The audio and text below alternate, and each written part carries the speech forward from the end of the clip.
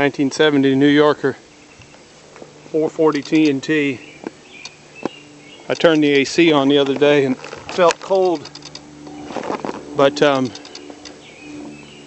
little corner bad here and a rust hole here. Don't have the keys to the trunk. It's got nice trim and stuff on it. Actually, really nice trim. Let's fire it up. It hasn't been fired up today. Pulled a Chris Deustrauss when he was 16. Original radio. No smoke.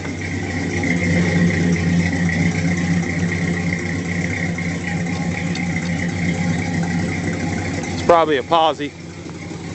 Haven't checked it. It's got a crease here and a crease here. There's not a ding in the chrome. Dual sport mirrors, turn signals up in the tops of the fenders, they work. The only spot in the chrome that's dinged is right here.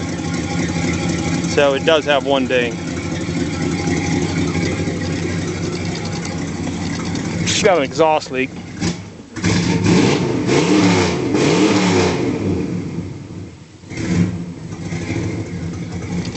The wipers work, some of the windows work. Never listened to the radio. Anyway, I started cleaning the interior a little bit and it was cleaning up.